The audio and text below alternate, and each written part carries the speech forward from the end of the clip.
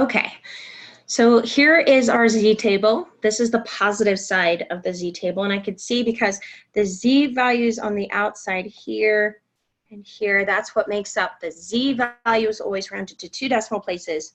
For example, if I had z is 0.36, I would go to 0.3 here, and the 6 in the hundredths places comes from right there. So I follow where these two meet, and I see that they meet right there at 0.6406. So that means if I have a z of 0.36, then the area to the left of that is 0.6406. Here's a little image of what that might look like. So here's our curve. This is the positive z's, meaning the z's that are above our mean. Right there is our mean, mu, which has a z-score of 0, meaning it's 0 standard deviations away from the mean. So let's, if we have wanted to look at the negative z values, these are all of the z values that are below the mean, right? Again, here's the mean, mu, and these z's are to the left. And still the table always tells you the area to the left. So if I had a negative z value, say a z of negative 1.32, on my curve, that's if I'm talking my z line, negative 1.32 is somewhere to the left of my mean.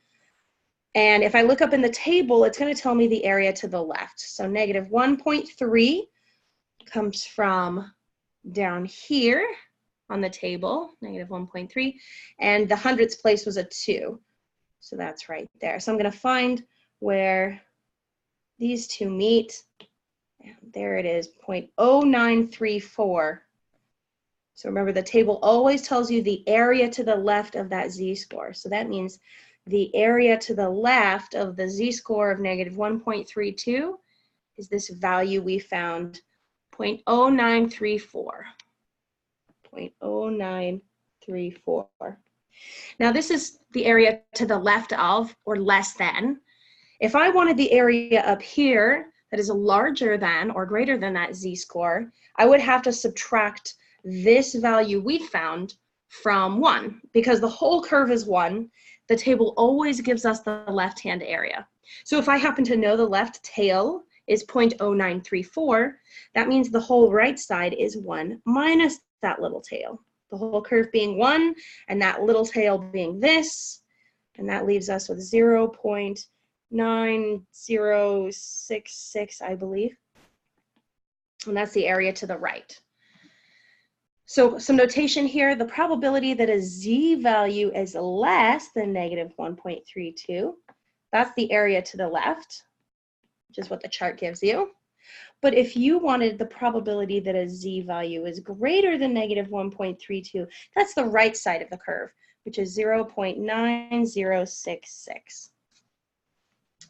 Awesome. So let's just make up a problem that has got some percentiles in it. These are always tricky problems. Let's pull it over here for a second. Suppose some test score is normally distributed.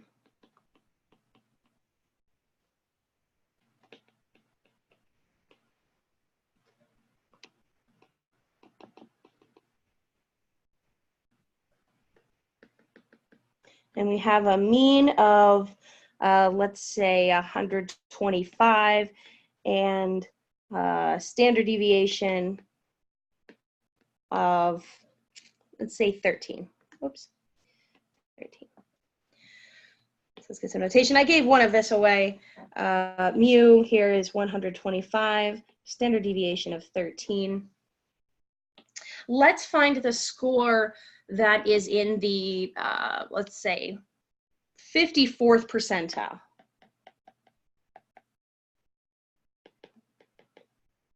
This will be part A. So if I'm in the 54th percentile, that means that I am a data value that is higher than 54% of the data. I'm above 54% of the data. So I've got my data values and my z-scores. I am somewhere slightly above the halfway point, and 54% of the data is to the left of me, below me, right? So maybe I'll shade this in here. And that means that the area to the left of some data value or some z-score is 54%, 0.5400. Why not? Make it look like an area. Now, if I want to find the score, that means I want to find x. The formula for finding x is x equals mu plus z sigma. Now, we've been given mu and sigma, 125 and 13, respectively, but we don't know the z-score, but the area will help us find that. If I know the area to the left of a z-score, then I can work backwards on the table. I know the area to the left of my z-score is 0.5400. That tells me that I am a positive z-score. I'm above the halfway point. So I'm going to go to my positive z-scores, and I'm going to look for an area. So I'm looking in here. I'm looking for an area that is closest to 0.5400. So I'm looking, I'm going to start scanning this way. No, 0.53, really close. And it's these two values where I skip over it, and I go from below the 0.54 to skipping above it. And here's where I have to look and say, well, which one of these two values is closer to 0.54? And it is this one right there. That's as close as I can get to 0.54.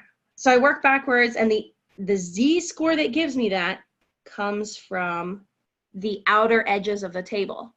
So I get 0.1 and a 0 in the hundredths place. So 0.10 is my z on the outside, which gave me an area to the left of 0.5398, the closest thing we could find to 0.54.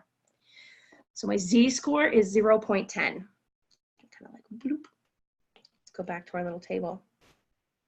Oops. I was working up here. 0.10 was my z-score. Let's remember that. I found that from the table. I worked backwards. I looked at the meat of the table and found the closest area to 0.5400. The closest thing was 0.5398, I think. And working back, that gave us a z-score of 0.10. So that's right here, 0.10. Now what I'm looking for is this x value right here. Remember, this formula is what's going to give it to us. Now we've found our z. We already knew mu and sigma, so now let's plug it all in. Our x is equal to mu, 125, plus z, we just found that was 0.10, times sigma, our standard deviation, which is 13. And I get 126.3. So I didn't say any rounding. We'll leave it here for now. Usually I say round this to the nearest whole number. But there you go. Another type of problem I might ask from something like this is if we're doing a test, maybe the elite would be selected for something special. So maybe I'm going to take the top 25% of my group. So this would be part B. Top 25% of the scores let's say a scholarship. I've done that one. Some scholarship or some award or entry to some elite organization, that kind of thing. That's what would happen to the top 25% of the scores. So again, we're looking for a score. What score is needed? Let's write that down. What score?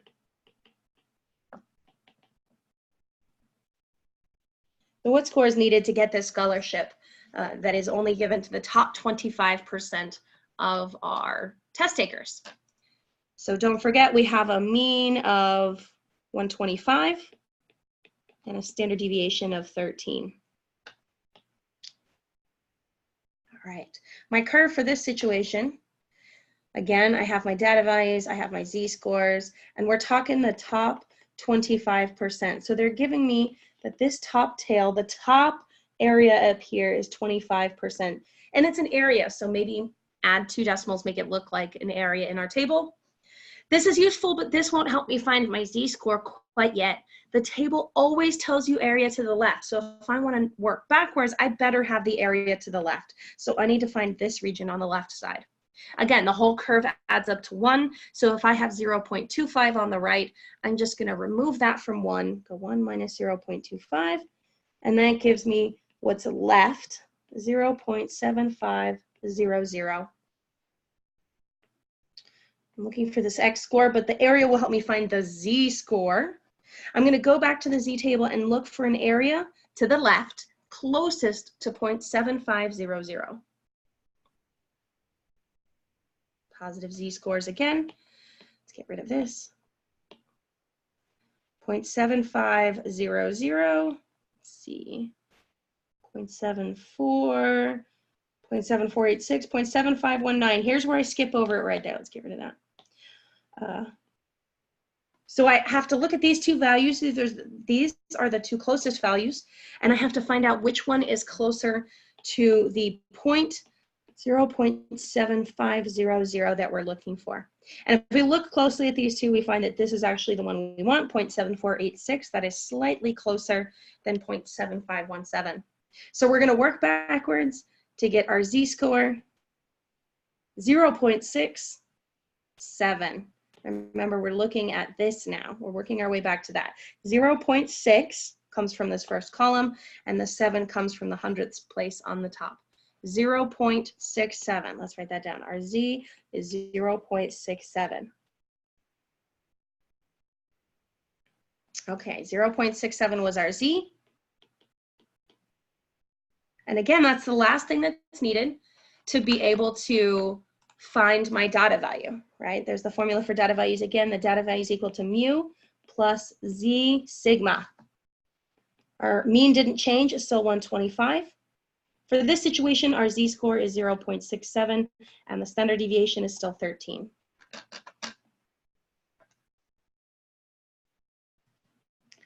This gives us 133.71. And again, I would tell you how to round this. This is acceptable for now. If you round it to the nearest whole number, it would go up to 134. Awesome. Hope this helps. Thanks for watching.